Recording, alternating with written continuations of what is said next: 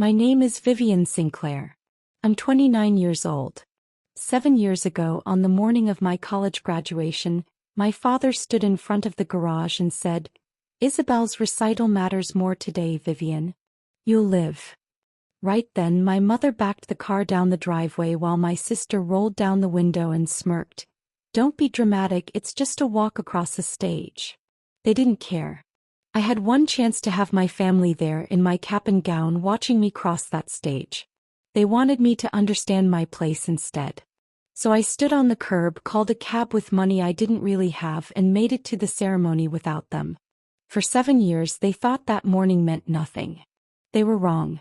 Now the tables have completely turned. My sister is about to discover just how expensive that recital truly was. Before I continue, if this story is already making your blood boil, please take a moment to like and subscribe. Drop a comment below telling me where you're watching from and what time it is right now. I read every single one. Let me know if you're on Team Vivienne, because what happens next will leave you speechless. I need you to understand something about my family before I tell you what happened that morning. We weren't poor. We weren't uneducated. We looked perfectly normal from the outside. My father, Gerald Sinclair, worked as a plant supervisor at a manufacturing facility outside Columbus, Ohio. Steady paycheck, a house in a quiet subdivision, 2 daughters, church every other Sunday. On paper we were fine. But inside that house there was a system, and I was never on the winning side of it. My sister Isabelle was 3 years younger than me, but from the moment she started dance classes at age 5, my parents treated her like the family's one shot at something extraordinary. She had a natural grace to her, I'll admit that much. But natural grace became the excuse for everything. If I brought home a report card full of A's, my mother said, "That's expected of you, Vivienne." If Isabelle landed a solo in a recital, my father acted like she'd been cast in a Broadway show. I was the one who got a part-time job at 15, bagging groceries at a store outside Columbus, because my parents said it would teach me discipline. Isabelle never worked a single shift growing up. Instead, my parents paid for private dance lessons 3 times a week starting at age 8, along with costumes, competition fees, and a personal choreographer by the time she was 14, because, as my mother put it, talent like hers doesn't come along twice. By the time I hit high school, I understood the arithmetic of that house perfectly. Isabelle's talent came first. My effort came last. I didn't know yet just how far my parents were willing to go to protect her spotlight, even at the cost of the one day I'd worked my entire life toward. That answer was still years away, arriving on a morning that started with something as small and as ordinary as a dance recital. By the time Isabelle turned 16, the difference between how we were treated wasn't subtle anymore. It was built into the walls of that house. There was a wall in our hallway my mother called the spotlight wall, covered almost entirely in framed photos of Isabelle mid-performance. Isabelle in a sequined costume at a regional competition. Isabelle holding a first-place trophy from a studio showcase. Isabelle mid-leap, captured by a photographer my parents had hired specifically for that purpose. My own academic achievements, and there were plenty: a National Honor Society induction, a perfect attendance record 4 years running, a regional essay competition win, sat folded in a drawer in my desk because my mother said the spotlight wall was really more of a performance thing. Isabelle got a car for her 16th birthday, brand new, financed without hesitation. I took the city bus to my job at the grocery store 40 minutes each way, through my entire junior and senior year. When I asked gently if there was any way to help me get something to drive, my father said, "Isabelle needs it to get to studio rehearsals on time. You're managing fine on the bus." In the spring of my junior year, I was accepted into a competitive summer research program at Ohio State University, one that only took 20 high school students statewide. It was a genuine honor, the kind of thing that could shape an entire college application. Nobody in my family acknowledged it beyond my mother saying, "That's nice, honey," before turning back to alter one of Isabelle's costumes at the kitchen table. That same spring, Isabelle placed fourth at a regional dance competition. a result that, by any reasonable standard, was simply average. My parents threw her a celebratory dinner anyway, complete with a cake that read, "Born to Perform," in pink icing. I sat at that table watching my sister get celebrated for placing fourth while I had gotten a passing mention for something that could have changed my entire future, and something inside me went very quiet and very cold. I didn't say anything. I never said anything. I just filed it away with everything else: the bus rides, the folded achievements, the spotlight wall that never once made room for me, and I told myself that eventually, my own effort would speak louder than their favoritism ever could. I had no idea yet how wrong that assumption would turn out to be, or how close that reckoning was about to come, on the one morning that was supposed to finally, undeniably belong to me. College didn't change the arithmetic of that house. It just relocated it. I got into a strong finance program at Ohio State on a partial academic scholarship I'd fought for entirely on my own, covering about half my tuition. The rest I made up through loans, a part-time job at a campus cafe, and every summer, unpaid work at my father's manufacturing facility back home, filing paperwork in the front office because, as he put it, it's easier to keep it in the family than train someone new every summer. That arrangement started the summer after my freshman year. I organized shift schedules, processed vendor invoices, and trained 2 seasonal hires, all without a single paycheck for 3 consecutive summers.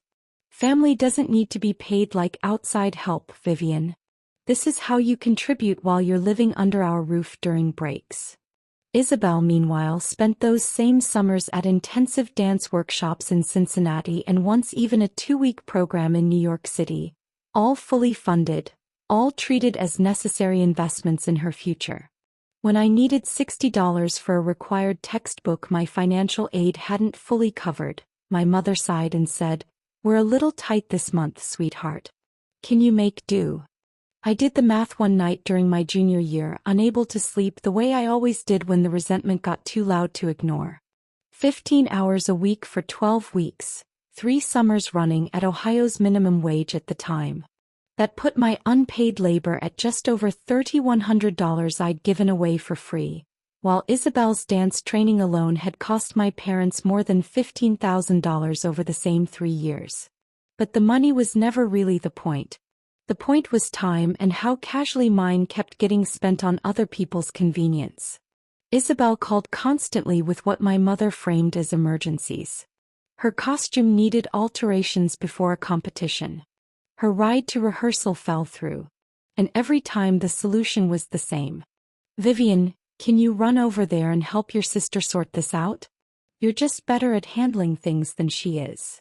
I drove across town more times than I could count during my junior year alone, missing study sessions, missing office hours with professors I badly needed to impress, all to fix problems that had nothing to do with me. I never once got a thank you that felt like it meant anything. By the spring of my senior year, I was 6 weeks from graduation, having secured a job offer contingent on my degree, and the ceremony itself had taken on a weight I hadn't expected. It would be the first time in my entire life that something I'd built entirely on my own would be witnessed and celebrated in front of my whole family. What I didn't know, sitting in my dorm room that final week reviewing my cap and gown order confirmation, was that my parents were already making plans for that exact Saturday, plans that had absolutely nothing to do with me and everything to do with a dance recital. The graduation ceremony was scheduled for Saturday, May 6th at 10 in the morning at Ohio State's main arena in Columbus. It wasn't just a formality to me. It was proof, tangible and undeniable, that 4 years of unpaid summers and missed sleep had actually built something real.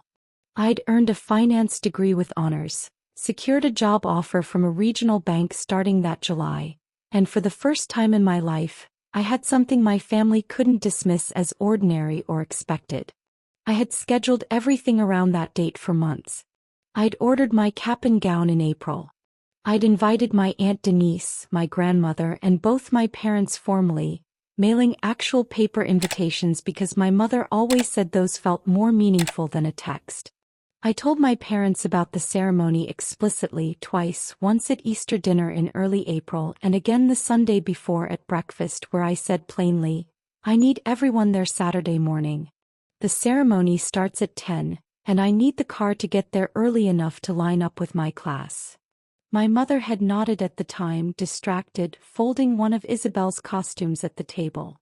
My father hadn't said anything at all, which I now understand should have worried me more than it did.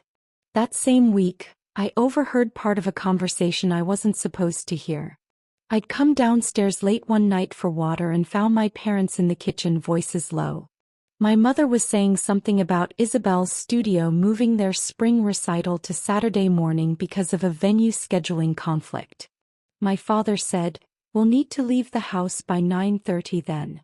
Her solo's early in the program and we can't miss that." I stood frozen on the stairs, my graduation just 2 days away, listening to my own family plan around a recital as though the ceremony I'd invited them to weeks earlier simply didn't exist on their calendar at all. I told myself I was overreacting. I told myself surely they wouldn't actually let a recital collide with something this significant, not after I'd told them twice, not after mailing physical invitations. I went to bed that Thursday night trying to convince myself I'd misunderstood what I'd heard. Friday evening, the night before graduation, I laid out my cap and gown, packed my diploma folder and the small gift bag I'd bought for my grandmother, and went to check my phone one last time before bed. That's when I noticed a text from my mother, sent nearly 3 hours earlier, that I'd somehow missed entirely. It read simply, "Need the car tomorrow morning for your sister's recital. Hope that's okay, sweetheart." My stomach dropped in a way I recognized immediately, the same feeling I'd had years earlier watching Isabelle get celebrated for placing fourth while I sat there in silence. I called my mother immediately. She didn't pick up. I texted back, my hands shaking. "Mom, this is my graduation. I told you about this twice. Please call me back." No response came that night. I lay in bed staring at the ceiling, my cap and gown hanging on the closet door beside me, and something told me that whatever happened the next morning was going to be far worse than a simple scheduling conflict. I woke up at 6. Even though the ceremony didn't start until 10 because I hadn't really slept.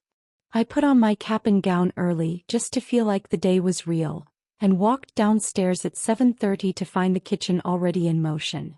My mother was ironing a dance costume on the kitchen table, and my father was in the garage loading a garment bag and a bouquet of flowers into the car. "Dad, I need the car this morning. My ceremony's at 10. I have to be there by 9 to line up with my class." He glanced over his shoulder, barely pausing. "Isabelle's recital got moved to 9:30 this morning, kiddo. The studio only had that one slot after the venue conflict. We really can't miss her solo, it's near the beginning of the program. I told you about my graduation twice," I said, my voice climbing despite myself. "This is the actual ceremony. There's no rescheduling a graduation. It's just a walk across the stage, Vivienne. You'll still get your diploma either way. Isabelle's recital can't just get pushed back, the whole program is set." My mother walked in from the kitchen at that exact moment, costume freshly ironed and draped over her arm, keys already in her other hand. "Morning, sweetheart. Big day for your sister, her solo's the opening number. Mom, I need the car. My ceremony is in less than 3 hours." She looked at me the way you'd look at someone asking for something slightly unreasonable. "Vivienne, we only have the one car working right now. Your father's needs a new alternator. You understand, Isabelle's been rehearsing this solo for months. I've been working toward this degree for 4 years," I said. "This isn't optional. This is the one day my entire family is supposed to actually be there for me." That's when Isabelle walked in from the hallway, already in her leotard and warm-up jacket, hair pulled back tight, scrolling through her phone like the entire morning was already decided in her favor. She glanced up just long enough to say, "Relax, Vivienne, it's just a ceremony. You can always look at the pictures later. I'm not asking you to skip your recital, Isabelle. I'm asking for a ride to my graduation first and then you can go." She rolled her eyes, already heading toward the door. That doesn't even make sense timing-wise. We're already running late as it is. I looked at my mother, costume draped over her arm, keys already in hand. I looked at my father standing by the garage. I looked at the clock on the kitchen wall. 7:45. I had exactly 2 hours and 15 minutes to get to that arena. And every single adult in that house was treating the day I'd worked 4 years for like a scheduling inconvenience beneath a dance recital. Please, I said, and I hated how small my voice sounded standing there in my cap and gown in my own kitchen. Please just drop me off first. It's 20 minutes out of your way, that's it. My mother's expression didn't soften at all. What she said next wasn't loud and it wasn't angry. It was worse than that. It was completely, chillingly calm, the kind of sentence that tells you exactly where you stand in a family, and it's a sentence I have never once been able to forget even 7 years later. Vivienne, my mother said, adjusting the costume on her arm, you get one ceremony like this and suddenly the whole household has to rearrange itself. Isabelle's solo took months to prepare. You'll figure something out. You always do. That sentence landed harder than anything she'd said to me in years, because it wasn't cruelty, it was indifference, delivered so casually she was already walking toward the garage before she finished the last word. My father followed behind her, calling over his shoulder, "We'll be back after the recital wraps up. There's cereal if you're hungry." I stood in that kitchen at 7:50, still in my cap and gown, 2 hours and 10 minutes from a ceremony I now had no way to reach, watching my family walk out to the one working car like nothing unusual was happening at all. I called a rideshare app with shaking hands, praying the fare wouldn't wipe out the $60 in my checking account. The nearest driver was 25 minutes away in a low-coverage part of the suburb. By the time the driver arrived and we made the drive into Columbus, we hit unexpected road construction near the arena. And I watched the minutes tick away, my diploma folder clutched in my lap, panic rising with every red light. I arrived at the arena at 9:58, my class already lined up and moving toward the entrance for the 10 o'clock processional. A staff member at the check-in table told me apologetically that the lineup for my specific college within the university had already closed, and that late arrivals would need to sit in the general audience section rather than walk with their class during the main processional. I sat in the audience that morning, still in my cap and gown, alone, watching hundreds of my classmates walk across that stage with their families cheering from the seats around me. When my name should have been called during my college's designated block, I wasn't there to hear it. The arena staff quietly informed me afterward that my name had, in fact, been called, and that I could arrange separately to walk across an empty stage that afternoon during a private administrative session, just to formally receive my diploma without the ceremony around it. I sat there in that arena chair alone, degree earned but ceremony missed, and my phone buzzed in my lap. A text from an unknown number, a Columbus area code I didn't recognize. I almost ignored it, assuming it was spam, but something made me open it. It was from someone in my graduating class I barely knew, a classmate named Priscilla, and what she'd written was about to determine whether I spent the rest of that day quietly humiliated, or whether there was still a chance to reclaim something from a morning that had already been taken from me. Priscilla's text explained that she'd noticed my empty seat during the main processional and had mentioned it to one of the faculty marshals afterward, a professor named Dr. Halloran who ran the finance department's honors program and who apparently remembered my name from an award nomination earlier that year. She said Dr. Halloran wanted to speak with me directly if I was still at the arena. I found Dr. Halloran near the administrative office off the main concourse. She was in her 60s, sharp-eyed, wearing full academic regalia, and she looked at me with genuine concern when I explained briefly what had happened that morning.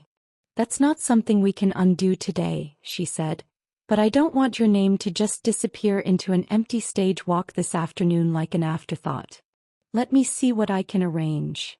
She made a few calls and by early afternoon she'd arranged something small but real.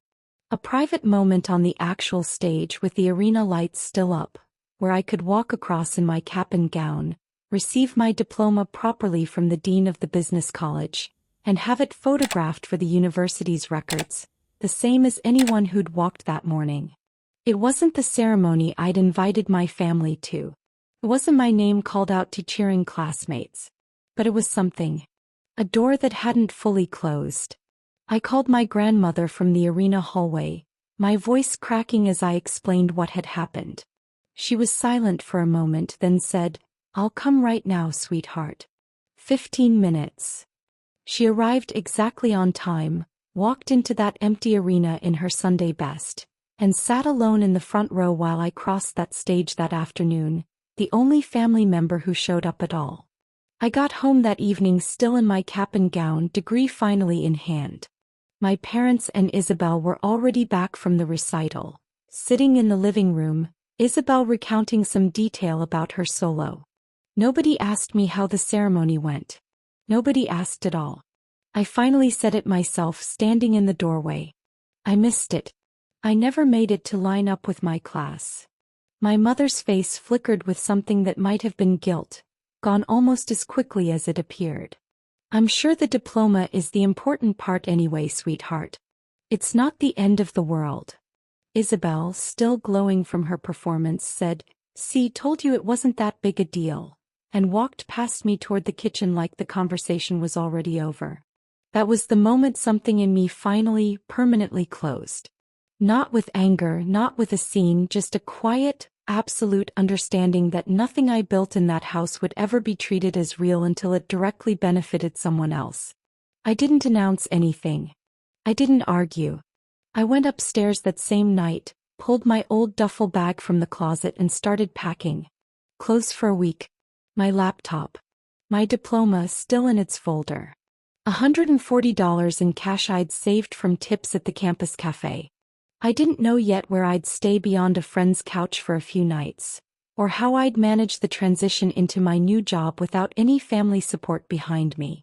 All I knew, standing in that room zipping up a bag while my family relived a dance recital downstairs, was that I was leaving that house, and I had absolutely no idea it would be 7 full years before I set foot in it again. I left the following morning before anyone else woke up, took a bus to my friend Renee's apartment near campus, and slept on her couch for 2 weeks while I sorted out my own place before my new job started in July. Renee never asked too many questions. She just handed me a blanket the first night and said, "Stay as long as you need." I started my finance job that July, an entry-level analyst position at a regional bank in Columbus, $39,000 a year, benefits included. I found a small studio apartment 40 minutes from campus, moved in with almost nothing, and threw myself into work in a way that felt less like ambition and more like survival. The first year was brutal in ways I hadn't fully prepared for. I worked long hours, ate cheap food, and called my parents maybe twice in 12 months, both times briefly, both times circling back somehow to updates about Isabelle, who had gone on to audition for several regional dance companies after high school, none of which offered her a contract, before she eventually enrolled in a 2-year program at a community college that she left after a single semester. I threw myself into learning everything I could about financial analysis in the evenings, using every certification course the bank offered that almost nobody else on staff bothered to use. I sat for a professional financial analyst certification 18 months in, studying at Renee's kitchen table most weekends, and passed on my first attempt.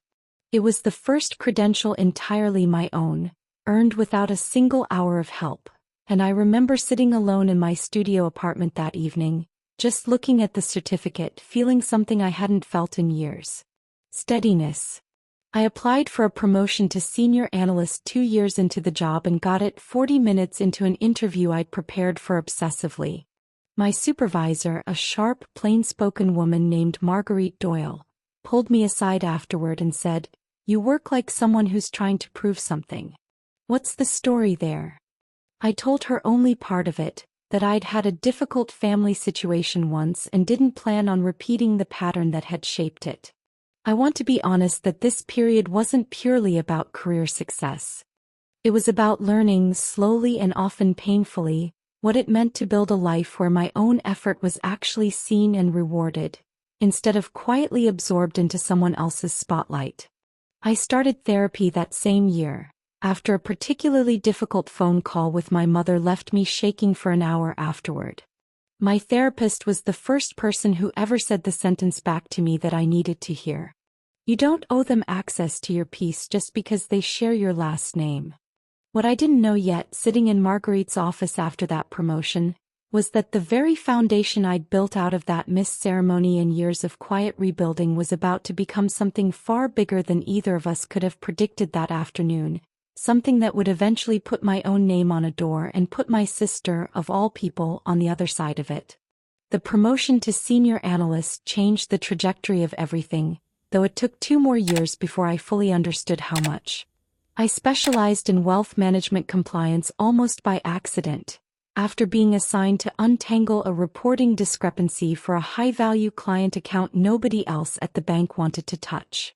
It was detailed, meticulous work, and I was good at it in a way that quietly surprised the executives who'd underestimated me at first glance. By 2021, 4 years after I'd left that house in Columbus with nothing but a duffel bag, I was managing compliance oversight for a portfolio of client accounts worth more than my father would earn in several lifetimes at the plant. In early 2022, Marguerite pulled me into her office and told me something that changed everything again. She was moving into a national advisory role and relocating within the year, and she wanted to know if I'd ever consider starting something of my own, because in her words, "You've outgrown being someone else's employee, Vivienne. You built half this division without anyone handing you the tools." I spent the next year building a business plan in every spare hour I had, meeting with potential clients quietly, securing a small business loan, and in October of 2023, I opened Sinclair Wealth Compliance Partners, a boutique consultancy specializing in financial compliance auditing for regional banks and credit unions, with exactly 2 employees, myself and 1 junior associate I'd recruited from my old department. I want to be honest about how frightening that first year was. I mortgaged nearly everything I'd saved into that firm. I worked 80-hour weeks. But slowly, 1 client at a time, 1 referral at a time, Sinclair Wealth Compliance Partners started to grow. By 2024, we'd expanded to 8 employees and moved into a proper office space in downtown Columbus, with my name etched into the glass door in simple black lettering. I remember standing in front of that door the day the sign went up, thinking about the girl who'd sat alone in an arena chair 7 years earlier, still in her cap and gown, watching hundreds of families cheer for classmates while hers was somewhere else entirely. I kept my personal life quiet during those years. I visited home exactly twice, both for brief obligatory holidays, keeping the conversations shallow and short. Isabelle, meanwhile, had drifted through several attempts at building a career since leaving that community college program, a retail management position at a mall outside Columbus that lasted 8 months, a brief stint teaching children's dance classes at a studio that closed within a year, and an unsuccessful attempt at launching her own fitness and dance content online that never gained traction. My mother described each attempt to relatives as though Isabelle were on the verge of something enormous, and each time within months, the story quietly disappeared. By the start of 2025, my firm had grown to 12 employees, a client roster that included 2 regional credit unions, and a reputation in Columbus's financial community that I had built entirely without a single dollar or hour of help from the family that once told me a dance recital mattered more than my own graduation. I had no idea, sitting in my office reviewing that year's hiring plan for a new compliance operations coordinator position, that the next application to land on my desk would carry a name I hadn't seen in almost 7 years. And that opening that file would be the moment everything I thought I'd left behind in that kitchen came walking straight back through my front door. It was a Tuesday morning in March of 2025, and I was at my desk reviewing applications for a compliance operations coordinator opening we'd posted 2 weeks earlier. We'd received just over 70 applications by then, and I was scrolling through them the way I did every morning, coffee going cold beside me, when a name near the bottom of the list stopped me completely. Isabelle Sinclair. I sat there for a moment, absolutely certain it had to be a coincidence, another Isabelle Sinclair somewhere in Ohio. But when I clicked into the file, the resume loaded and the photo attached to it was unmistakable, older, more composed, but unmistakably my sister. I scrolled down to her work history, and my stomach tightened before I'd even finished reading the first line. Compliance Operations Associate, Brightview Financial Services, Columbus, Ohio, listed for a period of nearly 3 years, spanning almost exactly the years I now knew she'd actually spent drifting between the retail job, the closed dance studio, and the fitness content venture that never took off. Underneath it, a list of duties that read like something copied directly from a job description template. Managed regulatory documentation for client accounts. Coordinated internal audit procedures. Reduced processing discrepancies through improved tracking systems. I searched Brightview Financial Services in Ohio's business registry. Nothing. No such company existed or had ever existed in the state. My hands went still on the keyboard. I scrolled down to her references, half already knowing what I was going to find before I got there. First reference listed, Gerald Sinclair, description simply, former supervisor. My own father listed as a professional reference for a compliance job at a company that had never existed, for work that, as far as I could tell, sounded suspiciously close to the exact kind of invoicing and scheduling work I had done, unpaid, for 3 summers running at my father's real manufacturing facility, years before Isabelle had ever touched a spreadsheet in her life. I sat back in my chair, the applicant file still glowing on my screen, and felt something cold and clear settle over me.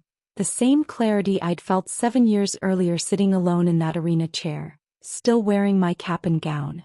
Our firm's hiring protocol required full employment verification on every finalist before any offer went out. No exceptions, a policy I had personally written into our onboarding procedures the year we opened. I had 2 options sitting in front of me. Recuse myself entirely, flag the conflict of interest, and hand the file to someone else on my team. Or follow protocol exactly the way I would for any other candidate and let the verification process reveal whatever it was going to reveal. I thought about the missing car that morning. I thought about the costume ironed on the kitchen table. I thought about my mother's voice telling me I'd figure something out, and my father telling me it was just a walk across the stage.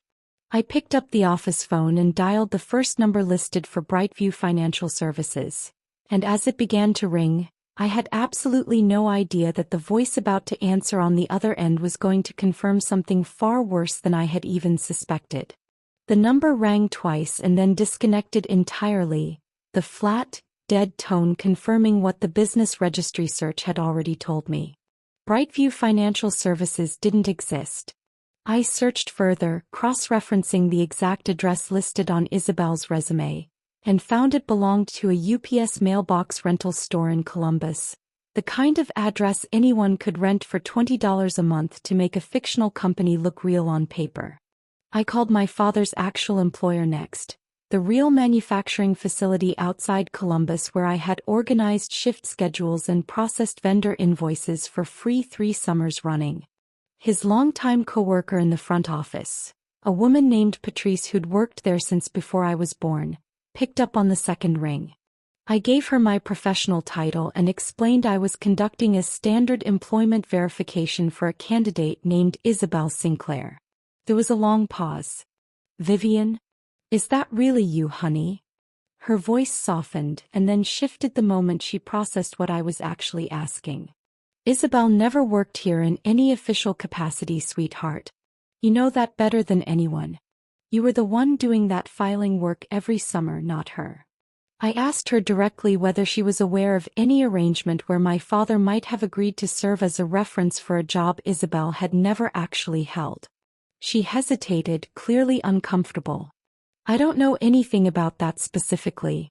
But Vivienne, I remember exactly whose hands were on those invoices, and it wasn't your sister's." I thanked her, hung up, and then dialed my father directly at his office line, not identifying myself right away, simply stating I was conducting a routine verification call for an applicant. "I'm calling to verify employment for Isabelle Sinclair. I said. Listed as a compliance operations associate at Brightview Financial Services in Columbus, for approximately 3 years. Can you confirm those details as her former supervisor? There was a pause on the line longer than I expected. Yes, that's correct. He did excellent work. Very detail-oriented, very reliable. And during that same period, did anyone else in your family perform similar documentation or scheduling duties at your company? Another pause, this one longer still. No. Just Isabelle. That was the lie that confirmed everything. As I had existed. I had been there, unpaid, for 3 full summers, doing exactly the kind of work now attributed to a sister who had spent that same window bouncing between a mall retail job and an unsuccessful attempt at online fitness content. I still had old text messages from my mother asking me to cover shifts. I had a folder of pay stubs that didn't exist because I'd never been paid at all. I had 7 years of silence that had just been broken by one confirmed, deliberate lie. I thanked my father, still without revealing who I was, and ended the call. I sat there for a long moment afterward, my hands steady in a way that almost surprised me. I wasn't shaking the way I had sitting alone in that arena chair 7 years earlier. I felt something closer to certainty. I wrote one line in Isabelle's applicant file. Employment verification failed. Listed employer does not exist. Recommend in-person interview to address directly. Then I picked up my phone and scheduled that interview myself for the following Monday, with absolutely no idea that the moment my sister walked through our office door, she would have no idea at all whose name was on the glass above it. I scheduled Isabelle's interview through our standard applicant portal, the same way I would for anyone else. Dear Isabelle, thank you for your application to the Compliance Operations Coordinator position at Sinclair Wealth Compliance Partners.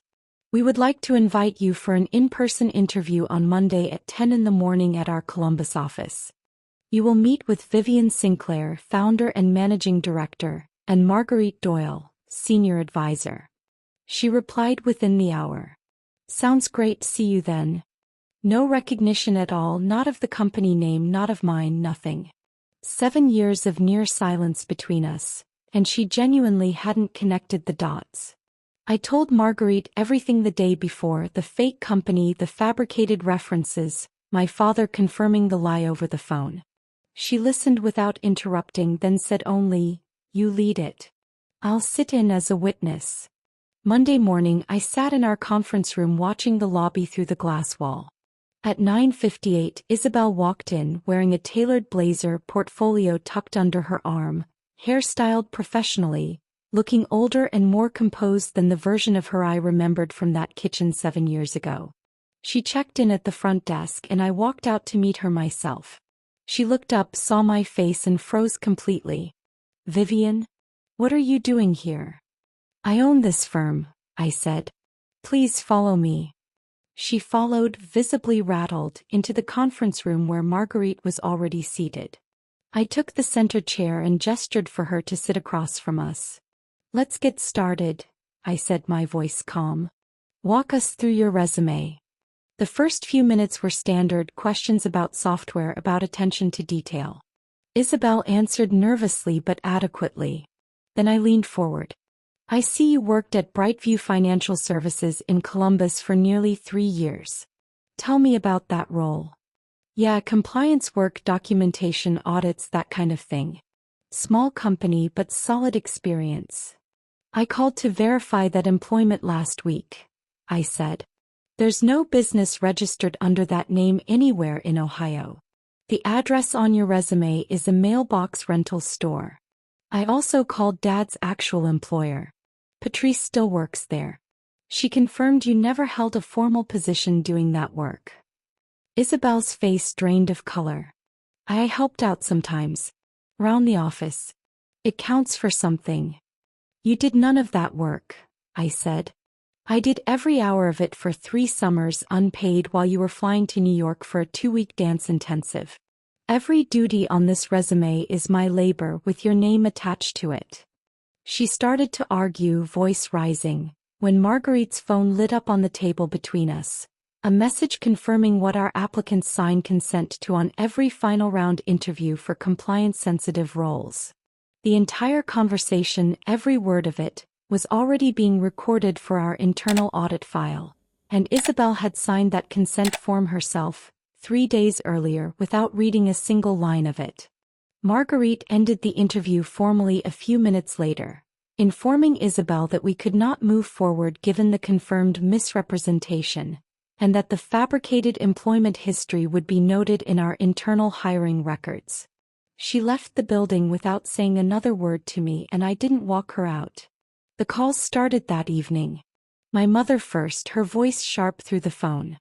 How could you humiliate your sister like that? In front of a potential employer? Do you have any idea what you've done to her? I let it go to voicemail. My father called an hour later, his message shorter and colder.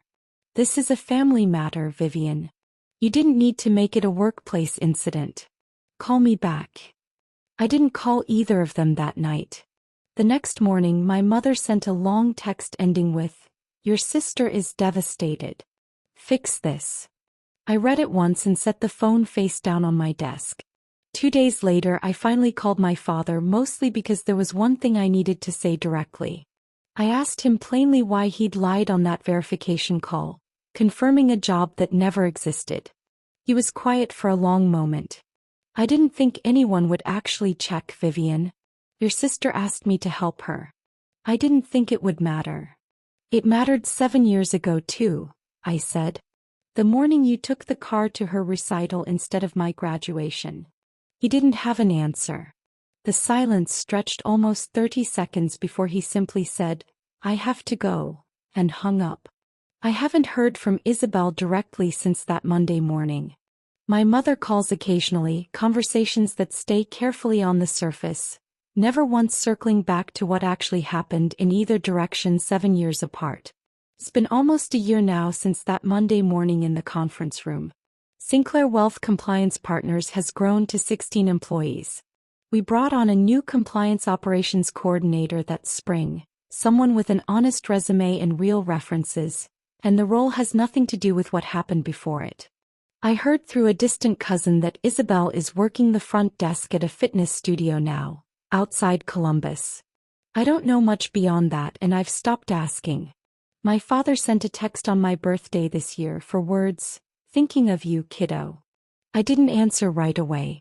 I'm still not sure if I answered out of forgiveness or just habit.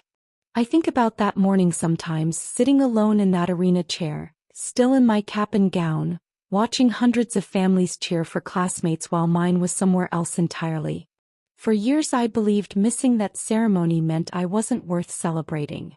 It took me a long time to understand it was never about worth at all. It was about a family that had already decided long before that Saturday, whose moment mattered and whose didn't. I don't know if my parents will ever fully understand what they did, that morning or in the years of silence that followed it. But I've stopped waiting for that understanding to arrive before I let myself move forward. I built a firm without their permission once already. I know exactly how to keep building without it. If you've ever been the one expected to wait, to give, to disappear quietly while someone else got the spotlight, I hope this reached you today. Drop a comment and tell me where you're watching from, and if this story meant something to you, hit subscribe. There are more stories like this coming. Thank you for listening.